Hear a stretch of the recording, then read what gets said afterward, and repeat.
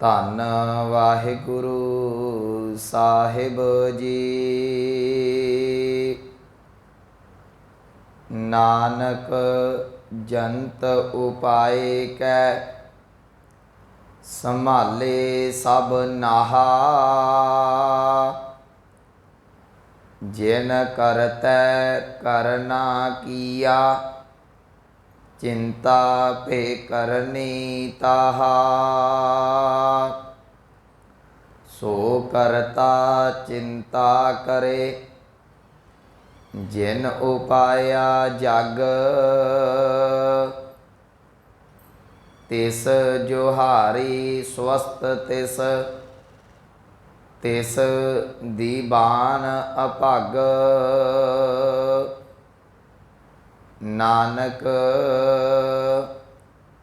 ਸੱਚੇ ਨਾਮ ਬਿਨ, ਕਿਆ ਟਿਕਾ ਕਿਆ ਤਗ। ਵਾਹਿਗੁਰੂ ਜੀ ਕਾ ਖਾਲਸਾ, ਵਾਹਿਗੁਰੂ ਜੀ ਕੀ ਫਤਿਹ। ਪਰਮ ਸਨਮਾਨਯੋਗ ਸਤਿਗੁਰੂ ਗੁਰੂ ਗ੍ਰੰਥ ਸਾਹਿਬ ਮਹਾਰਾਜ ਜੀ ਦੀ ਪਾਵਨ ਹਜ਼ੂਰੀ ਦੇ ਅੰਦਰ ਸੁਭਾਏਮਾਨ ਸਤਸੰਗੀ ਜਨੋ ਵਡਭਾਗੇ ਹੋ, ਜੋ ਸਤਿਗੁਰਾਂ ਦੀ ਰਹਿਮਤ ਬਖਸ਼ਿਸ਼ ਹਾਸਲ ਕਰ ਰਹੇ ਜੇ। ਚੱਲ ਰਹੀ ਲੜੀਵਾਰ ਆਸਾ ਕੀ ਵਾਰ ਦੀ ਪਾਵਨ ਵਿਚਾਰ। ਕੱਲ 8ਵੀਂ ਪੌੜੀ ਦਾ ਜਿਹੜਾ ਪਹਿਲਾ ਸ਼ਲੋਕ ਹੈ ਉਹਦੀ ਵਿਚਾਰ ਆਰੰਭ ਹੋਈ ਸੀ, ਜਿਸ ਸ਼ਲੋਕ ਦੇ ਅੰਦਰ ਧੰਨ ਗੁਰੂ ਨਾਨਕ ਸਾਹਿਬ ਮਹਾਰਾਜ ਜੀ ਨੇ ਉਸ ਕਰਤੇ ਦੀ ਸਾਜੀ ਹੋਈ ਕੁਦਰਤ ਦੀ ਬੇਅੰਤਤਾ ਜਿਹੜੀ ਹੈ ਉਹ ਸਾਨੂੰ ਸਮਝਾ ਕੇ ਇੱਕ ਗੱਲ ਕਹੀ, ਭਲਿਆ ਜੋ ਪਰਮਾਤਮਾ ਨੇ ਪੈਦਾ ਕੀਤਾ ਹੈ, ਜੋ ਉਸ ਪਰਿਪੂਰਨ ਅਕਾਲ ਪੁਰਖ ਵਾਹਿਗੁਰੂ ਨੇ ਪੈਦਾ ਕੀਤਾ ਹੈ, ਉਹਨੇ ਇੰਨੇ ਕੁ ਭੰਡਾਰੇ ਭਰ ਦਿੱਤੇ ਨੇ ਕਿ ਤੇਰੇ ਕੋਲ ਗਿਣਤੀ ਮਿਣਤੀ ਨਹੀਂ ਹੋਣੀ। ਉਹਦੀ ਮਿੱਤ ਦਾ, ਉਹਦੇ ਕੀਤੇ ਹੋਏ ਦਾ ਅੰਦਾਜ਼ਾ ਜਿਹੜਾ ਉਹ ਆਪ ਹੀ ਜਾਣਦਾ ਹੈ, ਮਨੁੱਖ ਨਹੀਂ ਜਾਣ ਸਕਦਾ। ਅਸੀਂ ਇਹ ਸ਼ਬਦ ਪੜ੍ਹੇ ਸਨ, ਸੋ ਮਿਤ ਜਾਣੈ ਨਾਨਕਾ ਸਰਾਂ ਮੇਰਾ ਜਨਤਾ।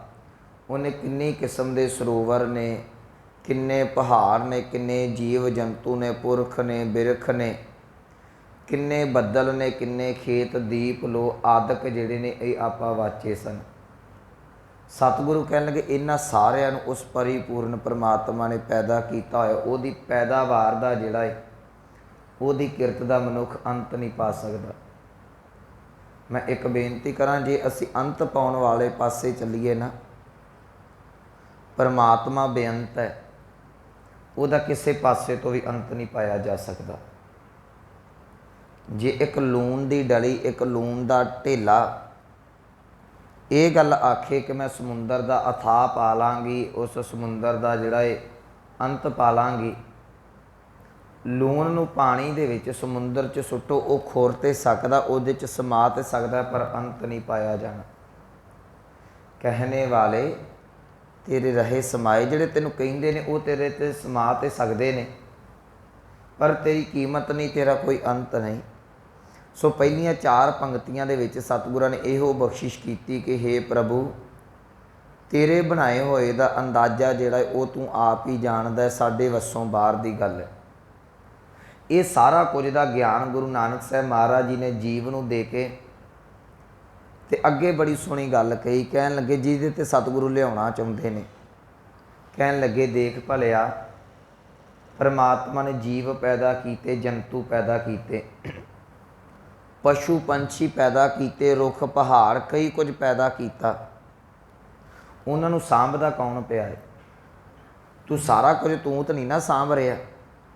ਉਹਨਾਂ ਦੀ ਦੇਖ ਰੇਖ ਕੌਣ ਕਰ ਰਿਹਾ? ਮੈਂ ਕੱਲ੍ਹ ਸਮਾਪਤੀ 'ਤੇ ਕਿਹਾ ਸੀ, ਅਸੀਂ ਘਰ 'ਚ ਕੋਈ ਪੌਦਾ ਲਾਉਂਦੇ ਹਾਂ, ਮਨੁੱਖ ਕਹਿੰਦਾ ਇਹਨੂੰ ਮੈਂ ਪਾਲਿਆ, ਇਹਨੂੰ ਮੈਂ ਪਾਣੀ ਦਿੱਤਾ ਹੈ, ਖਾਦ ਦਿੱਤੀ ਹੈ, ਅਤੇ ਜਿਹੜੇ ਜੰਗਲ ਨੇ ਉਹਨਾਂ ਨੂੰ ਪਾਣੀ ਕੌਣ, ਖਾਦ ਕੌਣ ਦਿੰਦਾ ਹੈ?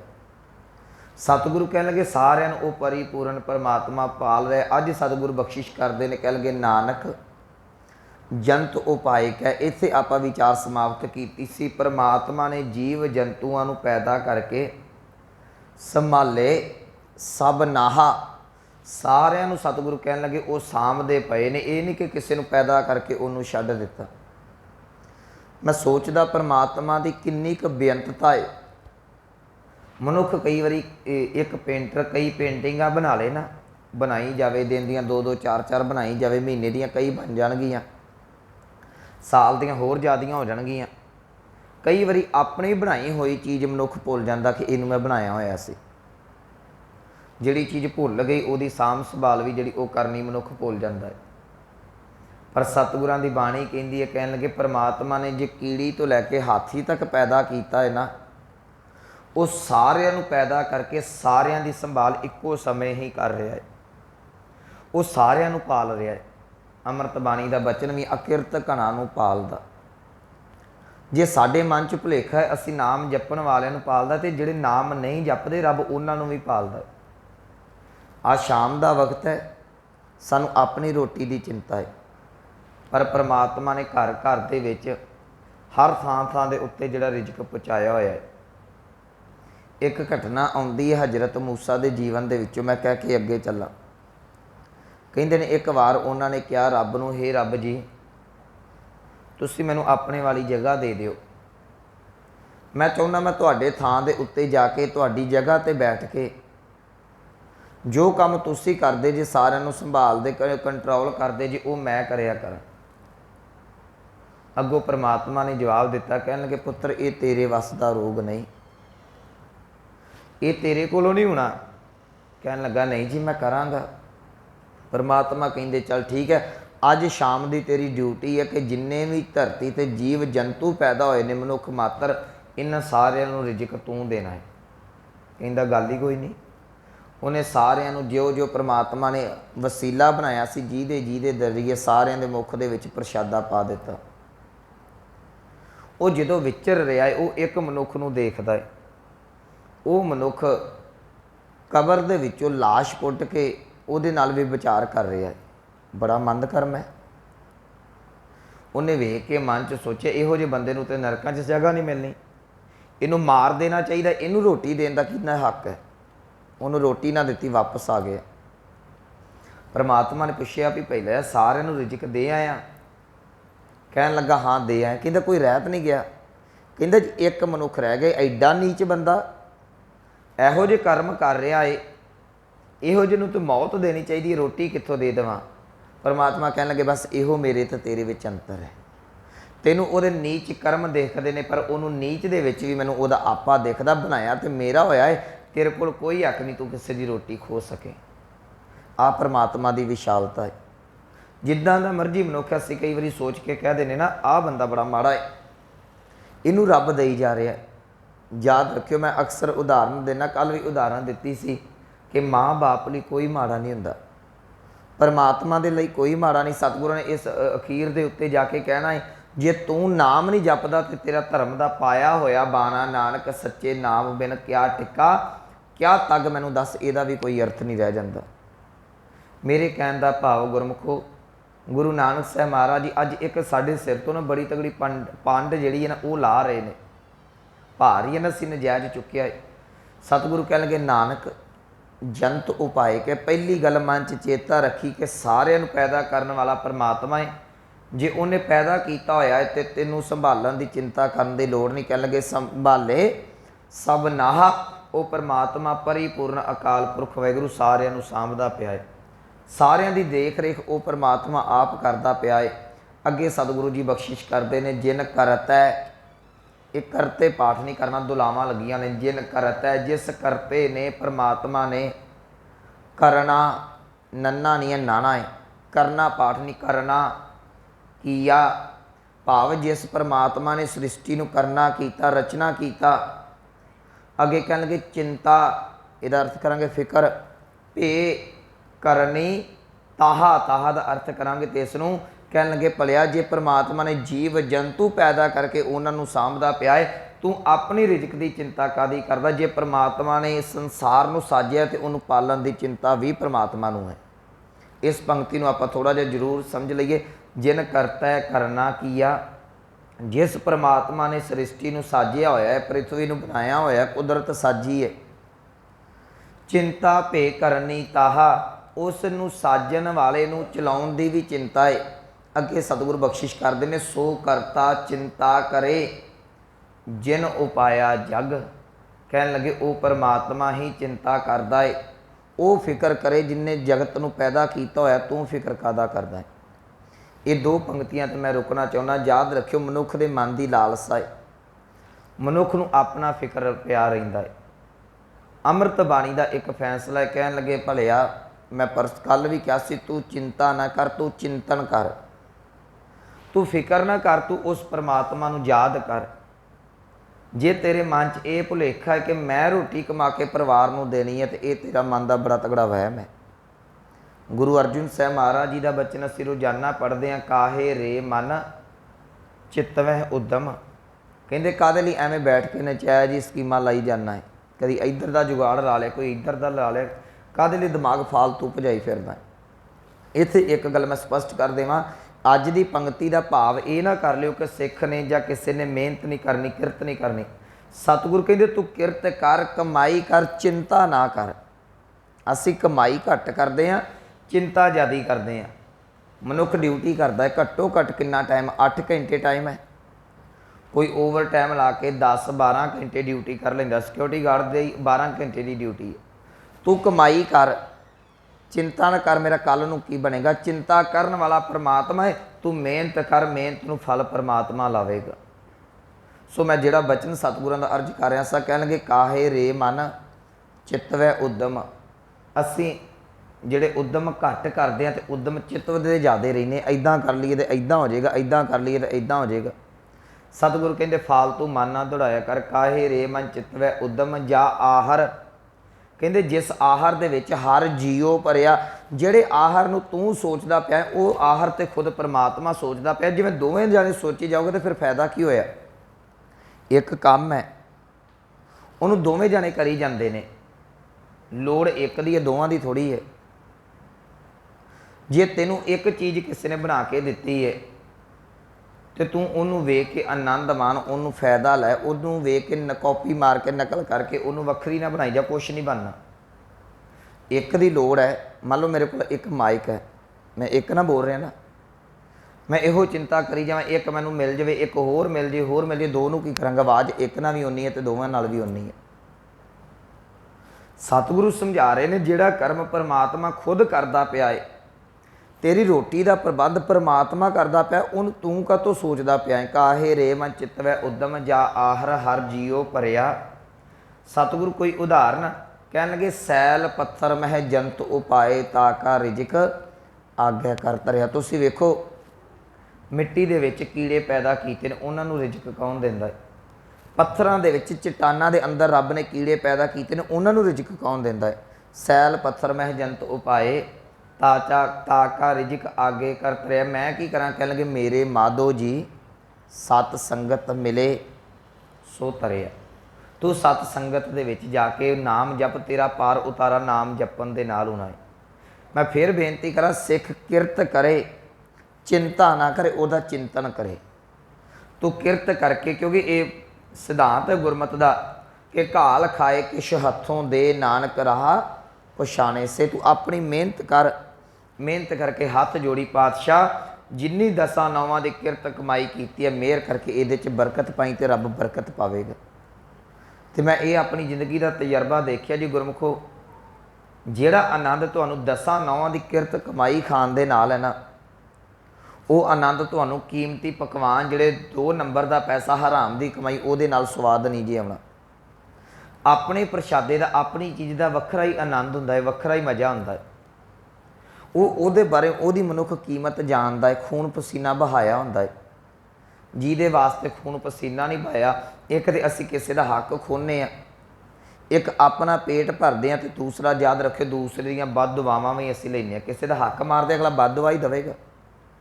सतगुरु कहंदे काहदे वास्ते इन्हां कम्मां नूं भज्जिया फिरदा। पहली मेरी बेनती कि वह परमात्मा जिहड़ा वो साडे बारे चिंता कर रहा है।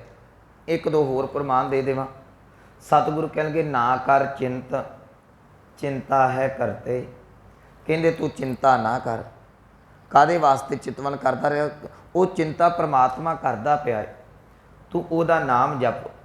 ਪਰ ਅੱਜ ਸੱਚੀ ਗੱਲ ਹੈ, ਜਿਨ੍ਹਾਂ ਨੇ ਇਹ ਗੱਲ ਸਮਝਾਉਣੀ ਸੀ, ਜਿਨ੍ਹਾਂ ਨੇ ਧਰਮ ਦਾ ਉਪਦੇਸ਼ ਦੇਣਾ ਸੀ, ਉਹ ਮਨੁੱਖਾਂ ਦਾ ਜੀਵਨ ਇੰਨਾ ਕੁ ਮਾਇਆਧਾਰੀ ਹੋ ਗਿਆ, ਉਹ ਖੁਦ ਚਿੰਤਾ ਕਰਨ ਲੱਗ ਪਏ ਵੀ ਕੱਲ੍ਹ ਨੂੰ ਮੇਰਾ ਕੀ ਬਣੂਗਾ।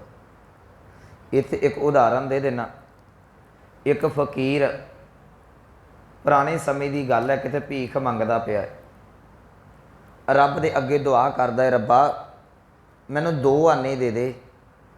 2 ਆਨੇ ਦੀਆਂ 4 ਜਿਹੜੀਆਂ ਰੋਟੀਆਂ, ਇਹ 2 ਰੋਟੀਆਂ ਆ ਜਾਣੀਆਂ ਨੇ।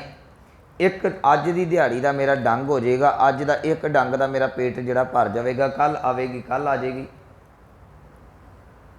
ਉਹ ਹੁਣ 2 ਆਨੇ ਰੱਬ ਦੇ ਕੋਲੋਂ ਮੰਗਦਾ। ਇਹਨਾਂ ਚਿਰ ਨੂੰ ਇੱਕ ਧਰਮੀ ਮਨੁੱਖ, ਸੰਤ ਮਹਾਤਮਾ ਲੰਘਿਆ। ਉਹਨੇ ਉਸ ਫਕੀਰ ਦੀ ਪੁਕਾਰ ਸੁਣੀ ਤੇ ਫਕੀਰ ਦੀ ਹਥੇਲੀ ਦੇ ਉੱਤੇ 4 ਆਨੇ ਰੱਖ ਦਿੱਤੇ। 4 ਆਨੇ ਰੱਖੇ ਤੇ ਫਕੀਰ ਨੂੰ ਕਹਿਣ ਲੱਗਾ, ਲੈ ਤੂੰ ਆਪਣਾ ਜਿਹੜਾ ਪ੍ਰਸ਼ਾਦੇ ਦਾ ਜਿਹੜਾ ਡੰਗ ਉਹ ਕਰ ਲਾ। ਫਕੀਰ ਕਹਿੰਦਾ, ਜੀ ਜਾਇਓ ਨਾ, ਇੱਥੇ 2 ਮਿੰਟ ਰੁਕ ਜਾਇਓ। ਉਹ ਸੰਤ ਮਹਾਤਮਾ ਰੁਕਿਆ।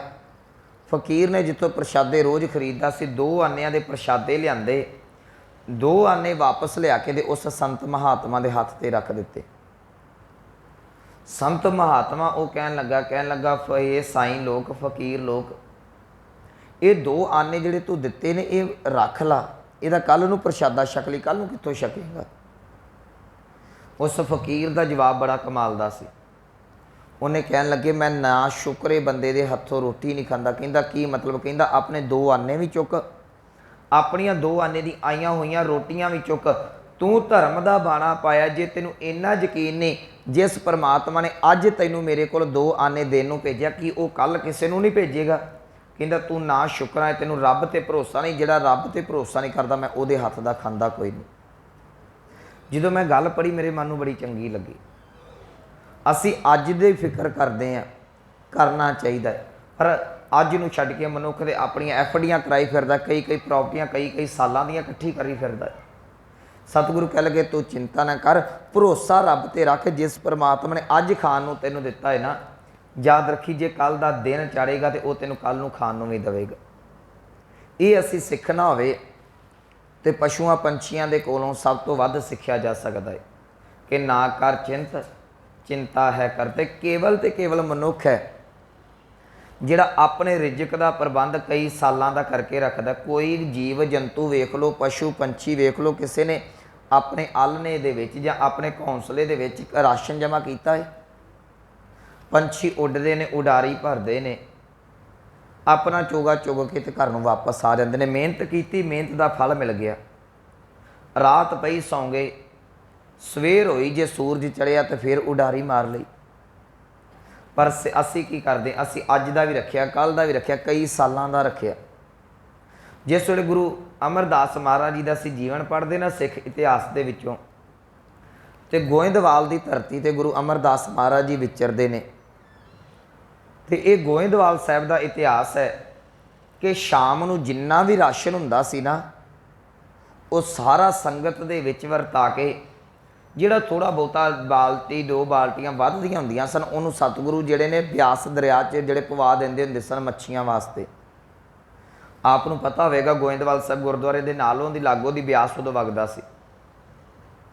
ਕਦੀ ਕਿਸੇ ਵਾਸਤੇ ਰਾਤ ਨੂੰ ਕੁਛ ਨਹੀਂ ਸੀ ਰੱਖਿਆ। ਜੇ ਸੰਗਤ ਨੇ ਭੇਟਾ ਲੈ ਕੇ ਵੀ ਆਉਣੀ ਨਾ, ਸਤਿਗੁਰੂ ਓਨੀ ਹੀ ਭੇਟਾ ਲੈਂਦੇ ਸਨ ਜਿੰਨੀ ਅੱਜ ਲੱਗਣੀ ਹੈ। ਮੰਨ ਲਓ ਗੋਇੰਦਵਾਲ ਸਾਹਿਬ ਦੀ ਉਸਾਰੀ ਹੋਈ, ਬੌਲੀ ਬਣੀ, ਸਾਰਾ ਕੁਝ ਹੋਇਆ, ਸਾਰੇ ਦਿਨਾਂ ਦਾ ਖਜ਼ਾਨਾ ਨਹੀਂ ਸਤਿਗੁਰਾਂ ਨੇ ਇਕੱਠਾ ਕੀਤਾ। ਉਹਨਾਂ ਅੱਜ ਜਿੰਨੀ ਦਿਹਾੜੀ ਲੱਗਣੀ ਹੈ ਨਾ, ਅੱਜ ਦੀ ਦਿਹਾੜੀ ਦੀ ਮਾਇਆ, ਜਿੰਨਾ ਅੱਜ ਰਾਸ਼ਨ ਪੱਕਣਾ, ਉਸ ਦਿਨ ਤੱਕ ਦਾ ਰਾਸ਼ਨ ਸਾਰਾ ਇਕੱਠਾ ਕਰਦੇ ਨੇ। ਜਿਹੜੀਆਂ ਸੰਗਤਾਂ ਭੇਟਾਵਾਂ ਲੈ ਕੇ ਆਉਂਦੀਆਂ ਵੀ ਨੇ, ਸਤਿਗੁਰੂ ਕਹਿੰਦੇ ਕੋਈ ਗੱਲ ਨਹੀਂ, ਜੇ ਕੱਲ੍ਹ ਦਿਨ ਚੜ੍ਹੇਗਾ, ਕੱਲ੍ਹ ਭੇਟਾ ਦੇ ਦਿਓ, ਕੱਲ੍ਹ ਤੁਹਾਡੀ ਭੇਟਾ ਵਰਤੀ ਜਾਵੇਗੀ। ਇਹ ਗੁਰੂ ਘਰ ਦਾ ਸਿਧਾਂਤ ਰਿਹਾ। ਜੇ ਗੁਰੂ ਸਾਹਿਬ ਨੇ ਕਿਹਾ ਨਾ ਵੀ ਤੂੰ ਚਿੰਤਾ ਨਾ ਕਰ, ਤੇ ਸਤਿਗੁਰਾਂ ਨੇ ਕਰਕੇ ਵੀ ਵਿਖਾਇਆ। ਸਾਰੇ ਦਾ ਸਾਰਾ ਰਾਸ਼ਨ ਦਰਿਆ 'ਚ ਪਾ ਦੇਣਾ। ਜਿਸ ਵੇਲੇ ਸਵੇਰੇ ਅੰਮ੍ਰਿਤ ਵੇਲਾ ਹੋਣਾ, ਉੱਧਰੋਂ ਦੀਵਾਨ ਸਾਂਝ ਜਿਹੜਾ ਚਾਲੂ ਹੋ ਜਾਣਾ ਅੰਮ੍ਰਿਤ ਵੇਲੇ ਦਾ, ਉੱਧਰੋਂ ਲਾਂਗਰੀਆਂ ਨੇ ਜਾ ਕੇ ਜਿਹੜਾ ਲੋਹਾਂ ਤਪਾ ਦੇਣੀਆਂ, ਸਾਰਾ ਫਿਰ ਰਾਸ਼ਨ ਭੇਟਾਂ ਆਉਣੀਆਂ ਸ਼ੁਰੂ ਹੋ ਜਾਣੀਆਂ, ਨਾਲੋਂ ਨਾਲ ਪੱਕਣਾ ਸ਼ੁਰੂ ਹੋ ਜਾਣਾ। ਸੋ ਇੱਥੇ ਸਤਿਗੁਰੂ ਜੀ ਸਾਨੂੰ ਸਮਝਾ ਰਹੇ ਨੇ, ਕਹਿਣ ਲੱਗੇ, ਭਲਿਆ जिन करतै करना किया, जिस परमात्मा ने सृष्टि नूं साजिया होया है ना, चिंता भे करनी ताहा, कहंदे ओदी चिंता परमात्मा करेगा, तू कातों चिंता करदा है। एक छोटी जी होर उदाहरण दे देवां। बच्चा जो छोटा हुंदा है ना, उन्होंने अपनी रोटी का फिक्र नहीं हुंदा, माँ नूं फिक्र हुंदा है। बच्चा सुत्ता भी होवे ना, छोटा बच्चा, माँ ठा के दुध पिया दिंदी है। जे पुछिए तेनों कित्थों पता लग गया, कहती नहीं मैनूं पता मेरे पुत्र नूं भुख लग गई है, ये बेशक सुत्ता पिया है, पर मैनूं पता इहदा टाइम हो गया, इनूं मैं दुध देना है, इनूं इहदी फीड देनी, इहदी खुराक देनी है। जे एक माँ बच्चे नूं रोण तो पहलां ही उहदे मूँह दे विच खुराक पा दिंदी है, सिखा तू गुरु ते भरोसा रख, गुरु समा आउण तो पहलां ही तेरे घर दे विच तैनूं जिहड़ी दात दी लोड़ वो पहुँचा देवेगा, तू चिंता न कर। जिस परमात्मा ने जगत नूं पैदा किया है, ये परमात्मा करता है, असीं उहदी किरत हां। उन्हें जिहड़ी किरत साजी हुई है, उहदी चिंता परमात्मा आप पिया करदा है। अमृत बाणी का बड़ा प्यारा फैसला है कि दद्दा दाता एक है सबको देवनहार, देंदे टोट न आवे अगणत भरे भंडार। वो एको दाता सारिਆਂ ਨੂੰ दई जा रहा है। ਜਦੋਂ जिथे जिथे लोड़ पैंदी वो दाता पहुँचाई जाता है। सतगुरु इत्थे गुरु नानक साहब कह लगे, जिन करतै करना किया, जिस परमात्मा ने सृष्टि नूं करते ने अकाल पुरख वाहिगुरू नूं उन्हें साजिया होया सृष्टि नूं, चिंता भे भी नहीं, चिंता भे करनी ताहा, कहते उन्होंने चलाउण दा, उन्होंने साजन दा, उन्होंने सवारन दा जिहड़ी चिंता फिक्र है, वो भी परमात्मा दा तू चिंता करनी छड्ड दे, सो करता चिंता करे। कहते वो परमात्मा चिंता करे ना, कौन? जिन उपाया जग, तू संसार में थोड़ी पैदा किया होया, तू कहना जी मेरे करन दे नाल चलदा है, तो जो तू चढ़ाई कर जाना उदों काम किद्दां चलदा है। कई बारी मन दे विच इहो वहम, बीबी रजनी दे नाल की होया सी, जो बीबी रजनी का इतिहास पढ़ते हैं, ये राजा इहदियां 7 बेटियां सन, ते 7 बेटियां नूं कहन लगा, कहंदा तुसीं किहदा खांदे जे? शिया ने कह दिता पिता जी तुहाडा। एक बीबी रजनी सी, कहन लगी पिता जी मैं उस मालक का दिता खानी है। उहदी हौमे नूं सट वजी, कहंदा जी मेरा दिता नहीं खांदी, तू रब का दिता खानी है, तेरे रब की शक्ति की वेख लेने। उन्हें पिंगले दे नाल विआह दित्ती। जिस वेले पिंगले दे नाल विआही, याद रखियो वो बीबी रजनी पिंगले पति नूं लैके अपना पति जिहड़ी पत्नी व्रत धर्म निभाउंदी होई गुरु अर्जुन साहब के चरणों तक पहुँचती है। ये बीबी रजनी का इतिहास दसदा है। पिघला पति सी, उन्होंने रेहड़ी ते पाया होना तो रोटी मंग के उन्हें गुजारा कर लेना। राजकुमारी सी, राजे की धी सी, पर उन्होंने पता सी कि उन्हें जिन्हें मालक ने पैदा किया वो रिजक भी देवेगा। कई थावां ते उन्हें फिरना, रोटी लैके आनी। आखिर दुख भंजनी बेरी का इतिहास साढ़े सामने आउंदा। कुछ विद्वानां दा नहीं बाते नहीं इनू प्रवान करते। ये साखी नूं गुरप्रताप सूरज ग्रंथ ने मन्निया है। आखिर वो दुख भंजनी बेरी थले उहदा पति इशनान करदा, किते प्रशादा मंगण जांदी, वो अरोग हो जाता है।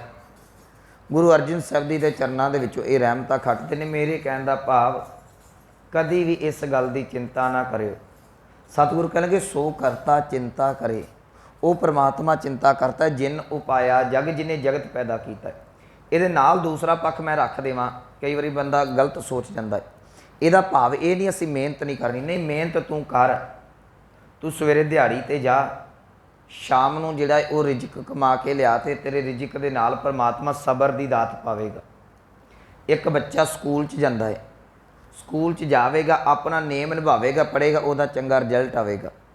जे मैं तुहानूं पशु पंछियां की उदाहरण दित्ती, पंछी उद्यम दे करते हैं ना, उन्होंने आलने च दाना ते आउंदा ने, उद्यम वो की करते, मेहनत कादी करते हैं, उड़ के जाते। पंछी उड़ के गए, मेहनत की, उन्होंने दाना मिल गया। जे आलने च बैठे रहिंदे भुखे मरना सी। तू अपने घर तो मेहनत कर, जिहड़ी तेरी किरत है 10 9 की वो किरत कर, पर चिंता ना कर। इन्हां दोवां चीज़ों च फर्क है, एक चिंता है, एक मेहनत है। इनू मैं फिर थोड़ा जिहा होर समझा सकां। मान लो एक मनुख ड्यूटी ते जांदा है, चलो इत्थे एक मैनूं होर घटना याद है कि थोड़ा जिहा स्पष्ट हो जाएगा इस गल नूं समझना कि चिंता ते मेहनत च की अंतर है। एक मनुख किसी दफ्तर दे विच काम करदा है, अचानक उहदे बॉस ने उहदी तनख्वाह वधा दित्ती। उन्हें वेख्या तनख्वाह वध गई है, उन्हें किसी ने कुछ नहीं कहा, ना कैशियर नूं कुछ बोलिया, ना जाके अपने बॉस नूं, ना मैनेजर नूं, किसी ने कुछ नहीं कहा। तनख्वाह जेब च पाई, अपने जिंदगी च उस रूटीन दे नाल काम कर, कोई फर्क नहीं पाया जिंदगी दे विच। समा पै के उहदी तनख्वाह घटा दित्ती गई। जो तनख्वाह वधी उन्हें उदों भी कोई सवाल नहीं किया, जो तनख्वाह घटा दी गई उदों भी कोई सवाल ना किया। कैशियर दे कोलों अपनी तनख्वाह लई, चुप करके रूटीन दे नाल अपना काम करदा। उहदा जिहड़ा मालक है बड़ा हैरान होया, कहंदा भी बंदे दी तनख्वाह वधे, चलो ना दस्से गल वखरी है, घट जे तो लोग गालां आण के पैंदे मेरी तनख्वाह कातों घटाती। उहनूं बुला लिया गया, कहण लगे तू दस तेरी तनख्वाह घटाई है, पहलां वधाई सी तां भी तू आण के कोई सानू धन्नवाद नहीं कीता, असीं घटाई है आण के कोई उलामा नहीं दिता। वो कहण लगा जी असल च करन कराउण वाला परमात्मा है। जिस वेले मेरी तनख्वाह वधी है उस वेले मेरे घर दे विच रब ने जिहड़ी सी मैनूं बच्चे दी दात बख्शी हुई सी। मेरे घर औलाद नहीं सी, मेरे घर च नवां बच्चा आया, तो जिस वेले परमात्मा ने बच्चा भेजा उन्हें बच्चे नूं भेजदियां सारे ही तुहाडे कोलों तनख्वाह परमात्मा ने वधा दित्ती, तो वो जिहड़े मेरे खर्चे बच्चे ते लगने सन वो वधी हुई तनख्वाह दे विचों फिर सर्कल सही चलन लग पिया। कहंदा मैनूं पता सी परमात्मा ने जे ये दात देनी है घर च धी पुत्र दी, उन्हें उहदा खर्च भी दे देना है। कहन लगा चलो तेरे बच्चे नूं ते मिल गया, बच्चा तेनूं मिल गया, तेरी तनख्वाह वध गई फिर घटी। कहंदा पिछले समय दे विच मेरी माता चढ़ाई कर गई। कहंदा माता चढ़ाई कर गई, बच्चे आउण दे नाल जी वधिया सी, एक खर्चा वधिया सी, माता चढ़ाई कर गई, खर्चा फिर थोड़ा घट हो गया, जिहड़े माता दे खर्च हुंदे सन वो माइनस हो गया। कहंदा उधरों तुसीं मेरी तनख्वाह कट लई। कहंदे मैं मन च सोचिया चल रब आंदा होना भी इहनूं वाधू पैसिਆਂ ਦੀ लोड़ नहीं, जिन्नी कुल लोड़ उन्नी ही देई जावां। कहंदा इस करके मैनूं इस गल दी कोई फिक्र नहीं, मैं मेहनत करदा फल इहदा परमात्मा दिंदा पिया। याद रखियो सतगुरु जी बख्शिश करदे, कहंदे तू चिंता ना कर, तू किरत कर, तू दसां नौवां दी किरत कर। परमात्मा ने याद रखियो जीव तो पहलां ही उहदे रिजक दा प्रबंध कीता होया है। एक उदाहरण दे के मैं अपनी विचार वाल आवां। बच्चे का जन्म हुंदा है तो गुरु ग्रंथ साहिब महाराज जी का बचन कहन लगे पहले माखन पाछे दूध मैलो कीनो साबन सूद। चलो मैं ये अर्थ नहीं करांगा पर ये अर्थ तुसीं पढ़ लो। सतगुरु कहन लगे परमात्मा ने जीव दे बच्चे दे पैदा होने तो पहला ही जिहड़ा दुध का प्रबंध करके उन्होंने इस संसार दे विच इस जगत दे विच भेजिया होया है। सो इत्थे गुरु नानक साहिब महाराज जी बख्शिश करते हैं, कहन लगे भलिया तू कादे वास्ते चिंता करदा, सो करता चिंता करे। चिंता तो वह परमात्मा करे ना जिन उपाया जग जिन्हें जगत नूं पैदा किया होया है। इनू समझना होवे तो जिस वेले साडे मूँह च दंद नहीं सी रब ने दुध दे दिता, जो दुध सानू हल्का लगन लगा, रोटी खाण दा समा आया उन्हें सानू दंद दे दिते, सारा कुछ मिलता जा रहा ना। फिर सतगुरु कहते कादी चिंता करदा, जे चिंता छड्ड की करा। कहते तू एक काम कर, तिस जोहारी स्वस्थ तिस तिस दीबान अभग। इहदा पाठ जोहारी करना, जोहारी नहीं औंकड़ नहीं होड़ा लगा होया है। जोहारी पाठ भी नहीं करना, हाहा ऐड़ा नहीं है। जोहारी का अर्थ करांगे नमस्कार। कहते तू परमात्मा के अगे नमस्कार करया कर, उन्होंने प्रणाम करया कर, उहदे अगे सिर झुकाया कर जिन्हें तेनों रिजिक दिता होया है, जिहड़ा तेनों पालदा पिया। तू चिंता ना कर। पहला अर्थ कर लीए तिस जोहारी स्वस्थ तिस। इत्थे स्वस्थ के विद्वाना ने अर्थ किए ने तेरी जय होवे, जय जयकार करया कर, उन्होंने शाबाश किया कर। तिस जोहारी स्वस्थ तिस तिस दीबान, दीबान का अर्थ दरबार, अभग अभग का अर्थ करेंगे ना नाश होने वाला। कहते तू उस परमात्मा ने जिन्हें तेनों साजिया होया जिहड़ा तेरी चिंता करदा है, तू चिंता छड्ड के ओदा चिंतन कर, ओनू नमस्कार कर ते ओदी जय जयकार करया कर। जिहदा दरबार हमेशा ही अटल रहना है, वो अटल रहेगा तो तेनों सारा जिहड़ा दातां जिहड़ियां ने रिजिक वो परमात्मा देंदा रहेगा। सिख दा काम केवल ते केवल गुरमुख इहो ही है। मैं जिवें पहलां भी बेनती कीती, जे तुहानूं परमात्मा मेहनत करके मुख दे विच खाण वास्ते प्रशादा पाउंदा है ना, कदी ये ना करया करो कि मेरी मेहनत है। छकन तो पहलां क्या करो कि रब्बा तेरा शुक्र है तू मैनूं खाण वास्ते दिता। जे तैनूं पाउण वास्ते कुछ दिंदा है तू उहदा शुक्र करया कर। ਰੱਬਾ ਤੂੰ ਤੇਰਾ ਧੰਨਵਾਦ, ਤੂੰ ਮੈਨੂੰ ਪਾਉਣ ਵਾਸਤੇ ਦਿੱਤਾ। ਜਿਹੜੀ ਚੀਜ਼ ਪ੍ਰਮਾਤਮਾ ਨੇ ਦਿੱਤੀ ਹੈ ਸਤਿਗੁਰੂ ਕਹਿੰਦੇ ਉਹਨੂੰ ਸ਼ੁਕਰਾਨੇ ਦੇ ਵਿੱਚ ਲੈ ਜਾ। ਪਰ ਸਾਡਾ ਸੁਭਾਅ ਕੀ ਹੈ, ਤੇ ਇੱਕ ਗੁਰੂ ਗ੍ਰੰਥ ਸਾਹਿਬ ਦਾ ਬਚਨ ਕਹਿ ਦੇਵਾਂ, ਅਸੀਂ ਕੰਮ ਉਲਟਾ ਏ। ਪਹਿਲਾਂ ਹੁੰਦਾ ਸੀ ਵੀ ਬੰਦਾ ਉੱਠਦਿਆਂ ਨਾਮ ਜਪਦਾ ਸੀ ਤੇ ਨਹਾ ਧੋ ਕੇ ਫਿਰ ਪਰੌਂਠੇ ਸਵੇਰ ਦੇ 4-5 ਖਾ ਕੇ ਲੱਸੀ ਦੇ ਨਾਲ ਕੰਮ ਤੇ ਕਿਸੇ ਨਾ ਕਿਸੇ ਪਾਸੇ ਜਾਂਦਾ ਸੀ। ਅੱਜ ਉੱਠਦੇ ਅਸੀਂ ਬੈੱਡ 'ਤੇ ਹੀ ਪੀਂਦੇ ਹਾਂ, 10 ਵਜੇ ਨਹਾ ਧੋ ਕੇ ਇੱਕ ਅੱਧਾ ਪਾਠ ਜਪਜੀ ਸਾਹਿਬ ਦਾ ਕਰਦੇ ਹਾਂ। ਗੁਰੂ ਗ੍ਰੰਥ ਸਾਹਿਬ ਦੀ ਬਾਣੀ ਕਹਿੰਦੀ ਹੈ, ਕਹਿਣ ਲੱਗੇ ਨਾਮ ਬਿਨਾ ਜੋ ਪਹਿਰੇ ਖਾਏ।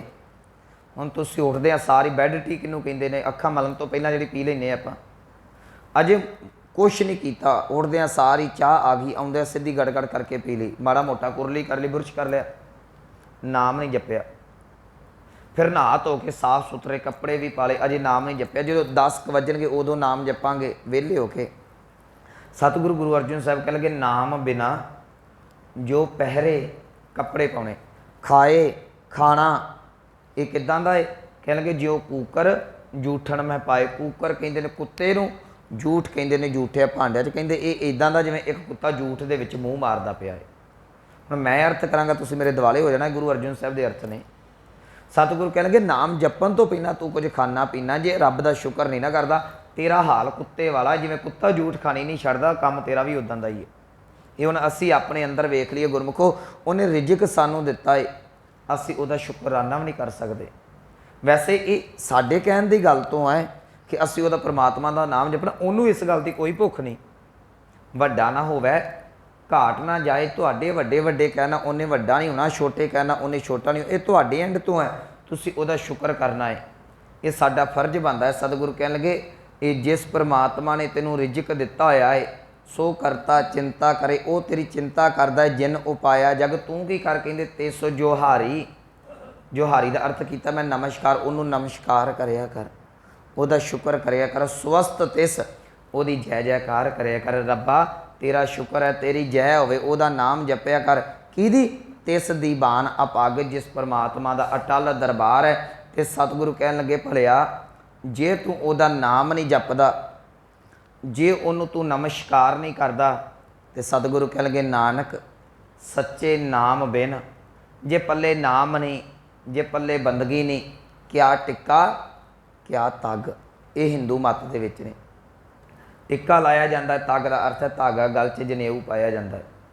ਇਹਨੂੰ ਥੋੜ੍ਹਾ ਜਿਹਾ ਆਪਾਂ ਸਮਝ ਲਈਏ, ਫਿਰ ਸਮਾਪਤੀ ਕਰਦੇ ਹਾਂ। ਯਾਦ ਰੱਖਿਓ ਜਿਸ ਵੇਲੇ ਅੰਦਰ ਦਾ ਸਿਧਾਂਤ ਉੱਡ ਜਾਵੇਗਾ, ਬਾਹਰੀ ਚਿੰਨ੍ਹਾਂ ਨੂੰ ਉੱਥੇ ਕੋਈ ਪ੍ਰਧਾਨਤਾ ਨਹੀਂ ਦਿੱਤੀ ਜਾਵੇਗੀ, ਕੋਈ ਥਾਂ ਨਹੀਂ ਦਿੱਤੀ ਜਾਵੇਗੀ। ਜਿਸ ਦਿਨ ਆਸਾ ਦੀ ਵਾਰ ਆਰੰਭ ਹੋਈ ਸੀ ਨਾ, ਮੈਂ ਉਸ ਦਿਨ ਹੀ ਕਿਹਾ ਸੀ ਗੁਰਮੁਖੋ ਬੜੇ ਔਖੇ ਹੋਣਗੇ ਇਹਦੇ ਅਰਥ ਸੁਣਨੇ। ਪੂਰੇ ਗੁਰੂ ਗ੍ਰੰਥ ਸਾਹਿਬ ਦੇ ਵਿੱਚ ਤਕਰੀਬਨ ਕਿਤੇ ਵੀ ਜਿੱਥੇ ਚਿੰਨ੍ਹਾਂ ਦੀ ਗੱਲ ਆਈ ਹੈ, ਸਤਿਗੁਰਾਂ ਨੇ ਕੋਈ ਮਹਾਨਤਾ ਨਹੀਂ ਦਿੱਤੀ ਜੇ ਪੱਲੇ ਨਾਮ ਨਹੀਂ ਹੈਗਾ। ਜੇ ਤੇਰੇ ਕੋਲ ਸਿਮਰਨ ਨਹੀਂ ਨਾ, ਤੇਰੇ ਕੋਲ ਬੰਦਗੀ ਨਹੀਂ, ਤੇ ਸਤਿਗੁਰੂ ਕਹਿੰਦੇ ਨੇ ਕਿ ਭਲਿਆ ਇਹਦਾ ਕੋਈ ਫਾਇਦਾ ਨਹੀਂ। ਜੇ ਅੱਜ ਮੈਂ ਇਹਦੇ ਅਰਥ ਕਰਾਂ ਤੇ ਅਸੀਂ ਪੰਡਤ ਨੇ ਬ੍ਰਾਹਮਣਾਂ ਦੇ ਉੱਤੇ, ਹਿੰਦੂ ਸਮਾਜ 'ਤੇ ਗੱਲ ਠੋਕ ਦੇਵਾਂਗੇ। ਪਰ ਸਤਿਗੁਰਾਂ ਦੀ ਬਾਣੀ ਕਹਿੰਦੀ ਆਪਣੇ ਅੰਦਰ ਨੂੰ ਹੀ ਫੁੱਲ ਕੇ ਵੇਖ ਸਿੱਖਾ। ਜੇ ਤੇਰੇ ਅੰਦਰ ਨਾਮ ਨਹੀਂ, ਜੇ ਤੂੰ ਬਾਣੀ ਨਹੀਂ ਪੜ੍ਹਦਾ, ਉੱਠ ਕੇ ਤੂੰ ਵੀ ਖਾ ਪੀ ਕੇ ਕੰਮ 'ਤੇ ਭੱਜ ਜਾਂਦਾ ਹੈ, ਤੇ ਹਾਲ ਤੇਰਾ ਵੀ ਇੱਦਾਂ ਦਾ, ਤੇਰੇ ਪਾਏ ਹੋਏ ਗਾਤਰਿਆਂ ਕਿਰਪਾਨਾਂ ਦਾ ਵੀ ਕੋਈ ਲਾਭ ਨਹੀਂ ਹੈਗਾ। ਮੈਨੂੰ ਮਾਫ਼ ਕਰਿਓ, ਅਰਥ ਇਹਦੇ ਇਹੋ ਹੀ ਬਣਦੇ ਨੇ। ਇੱਕ ਸ਼ਲੋਕ ਮੈਂ ਪੜ੍ਹ ਦਿੰਦਾ, ਬਾਕੀ ਇਹਨੂੰ ਆਪਾਂ ਕੱਲ੍ਹ ਡਿਟੇਲ ਦੇ ਨਾਲ ਵਾਚ ਲਾਂਗੇ ਕਿਉਂਕਿ ਸਮਾਂ ਇਸ ਵੇਲੇ ਜ਼ਿਆਦਾ ਹੋ ਜਾਂਦਾ। ਉਹ ਸਤਿਗੁਰੂ ਗੁਰੂ ਨਾਨਕ ਸਾਹਿਬ ਦਾ ਪਿਆਰਾ ਬਚਨ ਹੈ। ਕਹਿਣ ਲੱਗੇ ਹਿੰਦੂ ਕਹਿ ਕਰ ਹਿੰਦੂ ਆਵੇ। ਹੁਣ ਹਿੰਦੂ ਇੱਕ ਬ੍ਰਾਹਮਣ ਹੈ, ਇੱਕ ਹਿੰਦੂ ਖੱਤਰੀ ਹੈ। ਬ੍ਰਾਹਮਣ ਦਾ ਕਰਮ ਹੈ ਉਹਨੇ ਆਣ ਕੇ ਜਿਹੜਾ ਜਨੇਊ ਦੀ ਰਸਮ ਕਰਨੀ ਹੈ, ਜਿਹਦੇ ਘਰ 'ਚ ਕਰਨੀ, ਜਿਹਦੇ ਪੁੱਤਰ ਨੂੰ ਕਰਨੀ, ਉਹ ਵੀ ਅੱਗੋਂ ਹਿੰਦੂ ਹੈ। ਹਿੰਦੂ ਕਹਿ ਕਰ ਹਿੰਦੂ ਆਵੇ। ਸੂਤ ਜਨੇਊ ਪੜ੍ਹ ਗਲ ਪਾਵੇ। ਕਹਿੰਦੇ ਵੇਦਾਂ ਪੁਰਾਣਾਂ ਨੂੰ ਪੜ੍ਹ ਕੇ ਨਾ, ਤੇ ਸੂਤਰ ਦਾ ਧਾਗਾ ਜਨੇਊ ਵੱਟ ਕੇ ਉਹਦੇ ਗਲ 'ਚ ਪਾ ਦਿੰਦਾ ਹੈ। ਹੁਣ ਜਿੰਨੇ ਧਾਗਾ ਪਾਇਆ, ਕਹਿਣਗੇ ਸੂਤ ਪਾਏ ਕਰੇ ਬੁਰਿਆਈ। ਕਹਿੰਦੇ ਗਲ 'ਚ ਧਰਮ ਦਾ ਚਿੰਨ੍ਹ ਤੇ ਪਾ ਲਿਆ, ਪਰ ਕਰਤੂਤਾਂ ਅਜੇ ਮਾੜੀਆਂ ਨੇ। ਨਹਾਤਾ ਧੋਤਾ ਥਾਏ ਨਾ ਪਾਈ। ਕਹਿੰਦੇ ਯਾਦ ਰੱਖੀ ਤੇਰਾ ਨਹਾਤਾ ਧੋਤਾ ਤੇਰੇ ਤਨ 'ਤੇ ਪਾਇਆ ਹੋਇਆ ਸੂਤ ਕਿਸੇ ਘਾਲ ਥਾਏ ਦੇ ਵਿੱਚ ਨਹੀਂ ਪੈਣਾ, ਜੇ ਤੂੰ ਆਪਣੇ ਅੰਦਰੋਂ ਆਦਤ ਦਾ ਕੋਈ ਨਹੀਂ ਬਦਲਦਾ। ਇਸੇ ਵਿਚਾਰ ਨੂੰ ਆਪਾਂ ਕੱਲ੍ਹ ਆਰੰਭ ਕਰਕੇ ਇੱਕ ਮੈਂ ਤੁਹਾਡੇ ਨਾਲ ਸਾਖੀ ਸਾਂਝੀ ਕਰਾਂਗਾ, ਜਿਹਦੇ ਤੋਂ ਇਹ ਸਪਸ਼ਟ ਹੋ ਜਾਏਗਾ ਕਿ ਨਾਨਕ ਸੱਚੇ ਨਾਮ ਬਿਨ ਕਿਆ ਟਿੱਕਾ ਕਿਆ ਤੱਗ। ਸਮੇਂ ਦੀ ਸਮਾਪਤੀ ਹੈ, ਇਹ ਤੋਂ ਵਿਚਾਰ ਆਪਾਂ ਕੱਲ੍ਹ ਸ਼ੁਰੂ ਕਰਾਂਗੇ। ਇੰਨੀਆਂ ਬੇਨਤੀਆਂ ਪ੍ਰਵਾਨ, ਹੋਈਆਂ ਭੁੱਲਾਂ ਗਲਤੀਆਂ ਦੀ ਖਿਮਾ। ਆਓ ਪਾਵਨ ਪੰਕਤੀਆਂ ਦਾ ਜਾਪ ਸਰਵਣ ਕਰਕੇ ਸਮਾਪਤੀ ਕਰੀਏ। ਤਿਸ ਜੋਹਾਰੀ ਸਵਸਤ ਤਿਸ ਤਿਸ ਦੀਵਾਨ ਅਭਗ। ਨਾਨਕ ਸੱਚੇ ਨਾਮ ਬਿਨ ਕਿਆ ਟਿੱਕਾ ਕਿਆ ਤਗ। ਵਾਹਿਗੁਰੂ ਜੀ ਕਾ ਖਾਲਸਾ, ਵਾਹਿਗੁਰੂ ਜੀ ਕੀ ਫਤਿਹ।